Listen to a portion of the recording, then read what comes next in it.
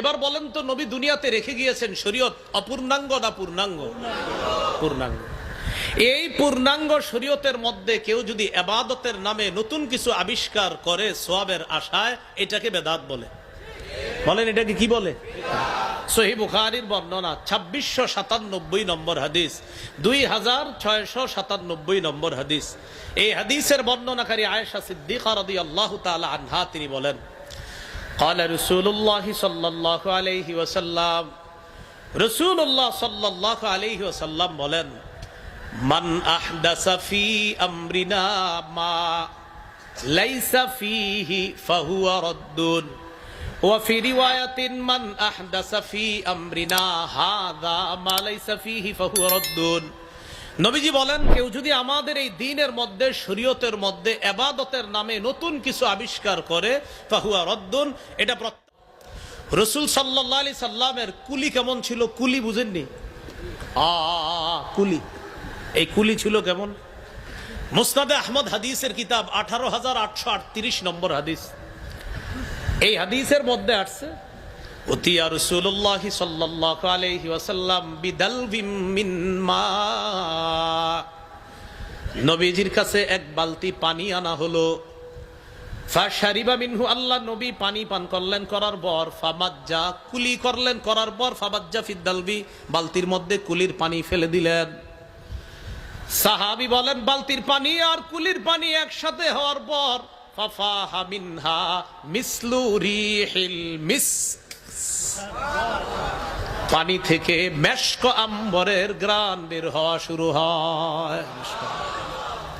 নবীজির ফু ছিল কেমন? ফু বিসমিল্লাহির রহমানির রহিম। এই ফু কেমন ছিল? ফু যে বিসমিল্লাহির রহমানির রহিম ফু দেয় না, ইমাম সাহেবের কাছে বাচ্চা নিয়ে যান, ফু দে, এই ফু ছিল কেমন? আবু দাউদের বর্ণনা, সাহাবীর নাম সালামা ইবনুল আকওয়া রাদিয়াল্লাহু তাআলা, তার পায়ের গোড়ালিতে একটা আঘাত, জখমের চিহ্ন, ক্ষতর চিহ্ন। ইয়াজিদ ইবনে আবি উবাইদ বলেন, রাআইতু আসারা দারবাতিন ফি সাকি সালামাতা রাদিয়াল্লাহু তাআলা আন, সাহাবী সালামা ইবনুল আকওয়ার পায়ের গোড়ালির মধ্যে আমি একটা আঘাতের চিহ্ন দেখলাম। আঘাতের চিহ্ন দেখার পর আমি তাকে প্রশ্ন করলাম, মা হাজিহি, আপনার পায়ে এটা কিসের আঘাত? সাহাবী সালামা জবাব দিলেন, আসাবাতনি ইয়াউমা খায়বার, আমি খায়বারের যুদ্ধের দিন আঘাতপ্রাপ্ত হলাম। খায়বারের যুদ্ধের দিন আমার সমস্যা হয়েছে, পায়ের গোড়ালিতে আমার আঘাত লেগেছে। ফাদুইয়া বি, আমাকে ডাকা হলো নবীর কাছে। ফাউতিয়া বি রাসূলুল্লাহ সাল্লাল্লাহু আলাইহি ওয়াসাল্লাম, আমাকে আল্লাহ রাসূল সাল্লাল্লাহু আলাইহি সাল্লামের কাছে নিয়ে যাওয়া হলো। ফানাফাসা ফিয়া সালাসা নাফাসাত, আল্লাহর নবী আমার পায়ের গোড়ালির আঘাতের জায়গায় 3টা ফু দিলেন, 3টা ফু। ফামাশতাকাইতুহা হাত্তাল আন, ফু দেওয়ার পর থেকে আজ পর্যন্ত আমি আমার এই আঘাতের জায়গায় কোনো ব্যথা অনুভব করি না। এই গেল রাসূল সাল্লাল্লাহু আলাইহি সাল্লামের ফু। রাসূলুল্লাহ সাল্লাল্লাহু আলাইহি সাল্লামের গলা কেমন ছিল? গলা পিরিচ আছে, তাহলে বুঝানো সহজ হইতো। আচ্ছা, পিরিচ লাগবো না, নাই মনে হয়। এই তাকান, এটা একটা রূপার প্লেট। বলেন কিসের প্লেট? রূপা। রূপা, রূপার প্লেটের মধ্যে মণি মুক্তা যদি রেখে দেওয়া হয়, সৌন্দর্যতা বাড়বে না কমবে? বাড়বে। সাহাবী বলেন, কান্না উনুকাহু জিদু দুমিয়াতিন ফি সাফাইল ফিদ্দাহ, খোলা একটা রূপার পাত্রে মণিমুক্তা বসায়া দিলে যেমন সুন্দর, যেন আল্লাহ তাআলা মণিমুক্তা নামক নবীর গলাটাকে রূপা নামক দেহের মধ্যে আল্লাহ বসায়া দিস। শুরুতে না বললাম, কান্নামা সিগা মিন ফিদ্দাহ, যেন তার দেহটা রূপা দিয়ে তৈরি করা, যেন রূপার মধ্যে একটা মণিমুক্তা মুতি আল্লাহ বসায়া দিস। মূর্তি না কিন্তু, মুতি বলছে। এই ছিল রসুলের গলা মোবারক। গলার নিচে কাদের কাছে ছিল আপনার একটা মোহরে নবুওয়াত। রাআইতুল খাতামা ইনদা কাতিফিহি, কাদের কাছে একটা মোহরে নবুওয়াত দেখেছি। মিসলা বাইজাতিল হামামা, কবুতরের ছোট্ট ডিমের মতো। কিসের মতো? কবুতরের ছোট্ট ডিমের মতো। রাসূল সাল্লাল্লাহু আলাইহি সাল্লামের মোহরে নবুয়ত আল্লাহ তাআলা তার মাধ্যমে নবুয়ত খতম করে দিয়েছেন, এরপরে আর নবী হবে না। আমাদের নবীর পরে কেউ যদি ইনিয়ে বিনিয়ে এভাবে সেভাবে তাকে নবুয়ত দাবি করে আর তার অনুসারীরা এটা মেনে নেয় আর তাদেরকে যারা সমর্থন করবে, সন্দেহ ছাড়া সবাই কাফের।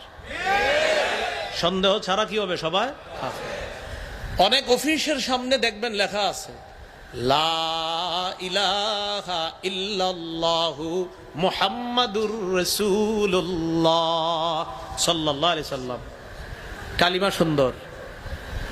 এবার আপনি অফিসের নাম দেখে আপনি টেনশনে পড়ে যাবেন, পাবনার ওলামায়ে কেরাম এদেরকে কাফের কয় কেন? কথার কথা। বা বাংলাদেশের আলেমরা তাদেরকে কাফের কয়, কালিমা তো ঠিক আছে, এই কালিমা তো আমাদেরও কালিমা, কথা সত্য। এবার তাদের একজনকে বললেন ভাই অনুবাদ করেন, অনুবাদ করতেছে আল্লাহ ছাড়া কোনো ইলাহ নাই, মুহাম্মদ সাল্লাল্লাহু আলাইহি সাল্লাম আল্লাহ রাসূল, কালিমাও ঠিক অনুবাদও ঠিক, তাহলে হুজুররা কাফের কয় কেন? এবার আপনি তাকে বলবেন ভাইজান আপনাদেরকে আলেমরা কাফের বলে কেন? তখন আপনারে বলবে ভাই আপনি দুঃখটা বুঝছেন, দেখছেন আমাদের কালিমাও ঠিক অনুবাদও ঠিক, এরপরে হুজুররা না বুঝে আমগরে কাফের বলে। তখনই বলবেন ভাইজান একটু কথা আছে। কি কথা? সূরা আহজাবের 40 নম্বর আয়াতের অনুবাদটা একটু আমারে শোনান তো। কোন সূরা বলেন একটু মনে রেখে না, কোন সূরা? আহজাব। আপনাদের অনেক সময় ফেসবুকেও যুদ্ধ করেন আপনারা, এই জাতীয় লোকরা দাওয়াত দিবে আপনাকে, আপনি হঠাৎ বলবেন সূরা আহজাবের 40 নম্বর আয়াতের অনুবাদটা আমার একটু শিখিয়ে দেন। হাফিজি কোরআন মাজিদ অনুযায়ী 22 নম্বর পারা 2 নম্বর পৃষ্ঠা সূরা আহজাবের 40 নম্বর আয়াত। আল্লাহ তাআলা বলেন মা কানা মুহাম্মাদুন আবা আহাদিম মির রিজালিকুম ওয়ালাকির রাসূলুল্লাহ ওয়া খাতামান নবিয়্যিন। এটার অনুবাদ হলো মুহাম্মদ সাল্লাল্লাহু আলাইহি সাল্লাম তোমাদের কোন সাবালক পুরুষের পিতা নন, কিন্তু তিনি আল্লাহর রাসূল এবং শেষ নবী। তোমাদের কোন সাবালক পুরুষের পিতা নন, তবে তিনি আল্লাহর রাসূল এবং শেষ নবী। ওই ব্যক্তিকে বলবেন অনুবাদটা করেন, তখন সে অনুবাদ করবে মুহাম্মদ সাল্লাল্লাহু আলাইহি সাল্লাম তোমাদের কোন সাবালক পুরুষের পিতা নন, তবে তিনি আল্লাহর রাসূল। এতটুকু অনুবাদ করার পরে সামনের জায়গাটা অনুবাদ না করে আপনাকে বলবে খাতামান নবিয়্যিনের একটু ব্যাখ্যা আছে। কি বলবে আপনাকে? বলেন সবাই কি বলবে? আপনি বলবেন খাতামান নবিয়্যিন অর্থ হলো শেষ নবী। আপনি শুধু বলেন আমাদের নবী শেষ নবী কিনা এটা শুধু বলেন। সে আপনাকে বলবে ব্যাখ্যা আছে, আপনি বলবেন ইমাম গাজালি বলেছে। বলেন সবাই খাতামান নবিয়্যিন অর্থ বলেন শেষ নবী, নবীর পরে নবী নাই, ব্যাখ্যার সুযোগ নাই। যদি বলে খাতামান নবিয়্যিনের ব্যাখ্যা আছে, আপনি বলবেন ব্যাখ্যার সুযোগ নাই, আমাদের নবীর পরে নবী নেই। এবার সে আপনাকে কৌশলে বলবে তাহলে ঈসা নবী যে দুনিয়াতে আসবে কিয়ামতের আগে, এই প্রশ্ন অনেকের মাথায় ঘুরপাক খায়। কিয়ামতের আগে কোন নবী আসবে? আপনারে বারবার বলবে কোন নবী আসবে, আপনি বলবেন আমাদের নবীর পরে নবী হবে না। বলেন আমাদের নবীর পরে নবী। আবার বলেন। সে বলবে নবী আসবে না, আপনি বলবেন নবী হবে না। সে বলবে নবী আসবে না, আপনি বলবেন নবী হবে না। আবার সে বলবে নবী আসবে না, আপনি বলবেন নবী হবে না। কি বলবেন? নবী। এবার আপনি বলবেন বলেন ঈসা নবী, আমাদের নবীর আগের নবী, তিনি আমাদের নবীর আগে নবী হয়েছেন, আমাদের নবীর পরে আর নবী হয় নাই, আর নবী হবে না। ঈসা নবী, নবী হবে না, তিনি আসবে। তিনি আগের নবী, তিনি মরে নাই, দুনিয়াবি বিধান মৃত্যু এই বিধান পালনের জন্য তিনি দুনিয়াতে আসবে, দুনিয়াতে আসবে। বলবেন আপনি আমাদের নবীর পরে দুনিয়াতে আবার সব নবীরাও যদি আসে, তোমার সমস্যা কি? তারা নবী হয়েছে আমাদের নবীর আগে। কথা হলো আমাদের নবীর পরে আর নবী হয় নাই, হবে না। তুমি যদি এটা বিশ্বাস না করো তুমিও কাফের, তোমার অনুসারী যারা হবে তারাও কাফের। সারা দুনিয়াও যদি বলে যে নবীর পরে নবী হবে, সবাই কাফের হয়ে যাবে। নবীর পরে নবী হবে না। এই বাংলাটা মুখস্থ রাখবেন। ধোকাবাজ আপনারে ধোকা দিবে, আসবে না, আপনি বলবেন হবে না। বলবে আসবে না, আপনি বলবেন হবে না। আল্লাহ আমাদেরকে বুঝার তৌফিক দান করেন। এই হলো রাসূল সাল্লাল্লাহু আলাইহি সাল্লাম, শেষ নবী। এবার নবীজি সাল্লাল্লাহু আলাইহি সাল্লামের এই বুক কেমন ছিল? কানা রাসূলুল্লাহ সাল্লাল্লাহু আলাইহি সাল্লাম আরিদাস সদরি, নবীজির বুকটা ছিল চওড়া। বুক থেকে নাভি পর্যন্ত দাকিকাল মাসরুবা ওয়া ফি রিওয়ায়া তাওয়িলাল মাসরুবা, একটা চিকন পশমের রেখা যেন আল্লাহ তাআলা সুন্দরভাবে বসায় দিয়েছে। পেট ছিল কেমন? সাওয়া আল বাতনি ওয়াস সদরি, বুক আর পেট ছিল সমান। নবীজি সাল্লাল্লাহু আলাইহি সাল্লামের পেট এটা বড় ছিল না, বুক আর পেট ছিল সমান। এজন্য আমরা যারা বর্তমানে আছি যুবক ভাইয়ারা, পেট বাড়ানো যাবে না, পেট সমান রাখতে হবে। কিছুদিন পরে আপনাদেরকে কাজে লাগবে। তো পেট যদি অস্বাভাবিক বেড়ে যায়, জিহাদের মাঠে আপনারা পাহারাটা দিবে কে? এই জন্য পেট এটা স্বাভাবিক রাখা, সমান রাখার চেষ্টা করা। এশার নামাজের আগে খাবার খাবেন। এশার পর 2 রাকাত সুন্নত হলো 6 রাকাত, আরো 8 রাকাত পড়বেন নফল, এই হলো 14 রাকাত। এরপর 3 রাকাত বিতির পড়বেন, এই হলো 17 রাকাত নামাজ পড়বেন। এরপর আর কিছু খাবেন না। এশার আগে খাবেন, এশার পর মোট 17 রাকাত নামাজ পড়ে আপনি ঘুমায়া যাবেন। সকালবেলা আগে আগে উঠবেন, ফজরের পর কিছুক্ষণ হাঁটবেন। পেট আপনাকে বলবে তুমি ভালো থাকো, আমি বিদায় নিচ্ছি। পেট বাড়তে দেওয়া যাবে না। রাসূল সাল্লাল্লাহু আলাইহি সাল্লামের হাত এবং পা ছিল কেমন? তিরমিজির বর্ণনা 3637 নম্বর হাদিস। কানা রাসূলুল্লাহ সাল্লাল্লাহু আলাইহি ওয়াসাল্লাম শাসনাল কাফাইনি ওয়াল কদামাইন, নবীজির হাত ছিল মাংসালো, পা ছিল মাংসালো। হাত ছিল নরম, রেশমের কাপড় যতটা তুলতুলে নরম, এর চাইতেও নরম ছিল রাসূল সাল্লাল্লাহু আলাইহি সাল্লামের হাত মোবারক। তবে তিনি তরবারি যখন নিতেন, তিনি হয়ে যেতেন শ্রেষ্ঠ মুজাহিদ। পা ছিল কেমন? মাশা কান্নামা ইন হাত্তা মিন সাবাব, তিনি রাস্তা দিয়ে হাঁটতেন যেন উপর থেকে কেউ নিচে নামতেছে।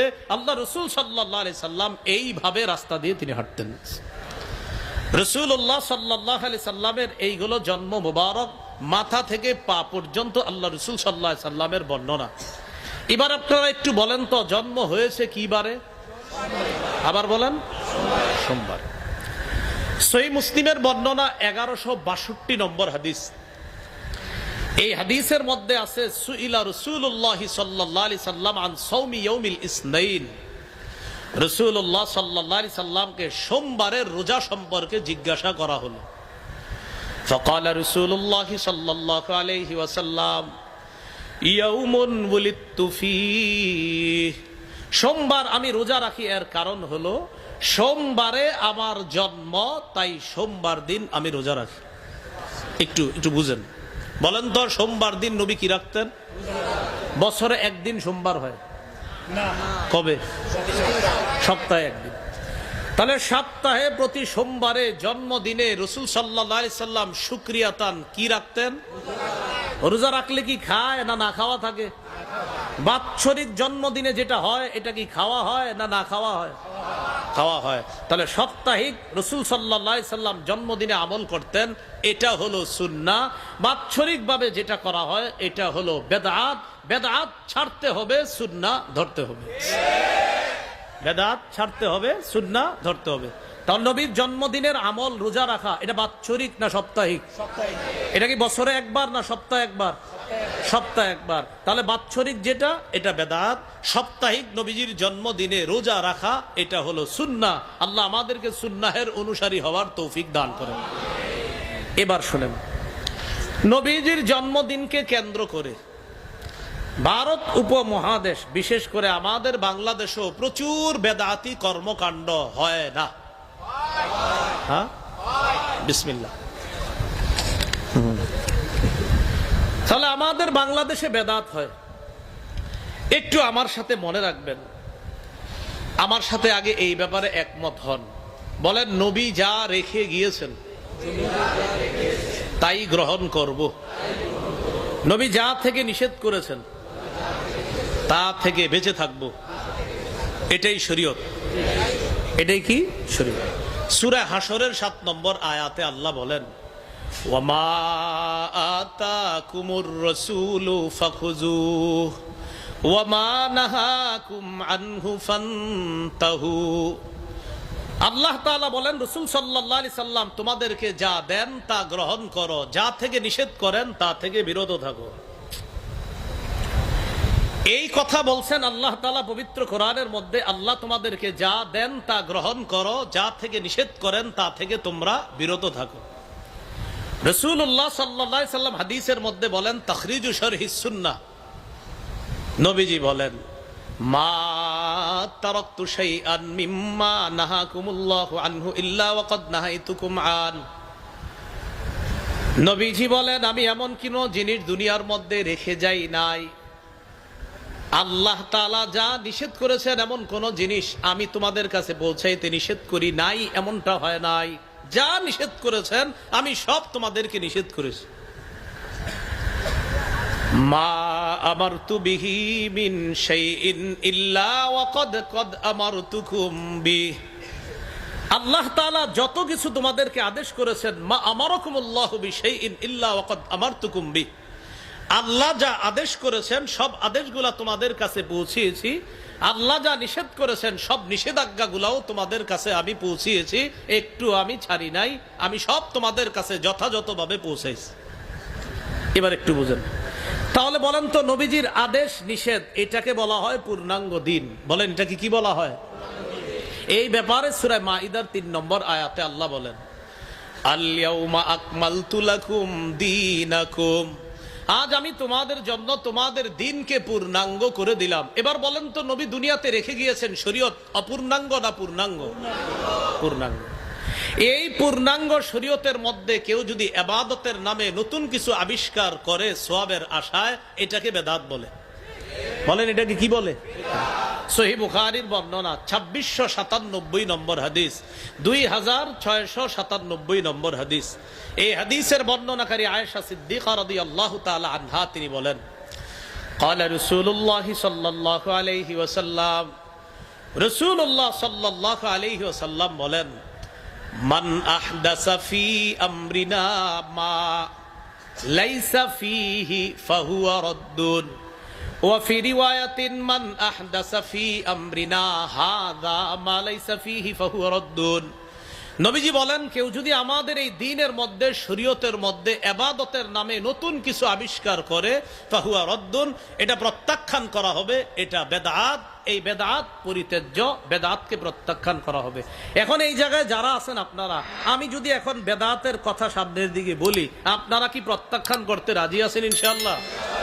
আচ্ছা, তাহলে পূর্ণাঙ্গ দ্বীনের মধ্যে ইবাদতের নামে নতুন কিছু আবিষ্কার, এটাকে কি বলা হয়? আবু দাউদের বর্ণনা 4608 নম্বর হাদিস। এই হাদিসের মধ্যে আছে, قال رسول الله صلى الله عليه وسلم إنه من يعش منكم فسيرى اختلافا كثيرا। রাসূলুল্লাহ সাল্লাল্লাহু আলাইহি সাল্লাম বলেন, আমার পর যারা দুনিয়াতে থাকবে তারা প্রচুর মতভেদ দেখবে। আমার পর যারা দুনিয়াতে থাকবে তারা প্রচুর মতভেদ দেখতে পাবে। নবীজি বলেন, মতভেদ নিরসন করার উপায় দুইটা।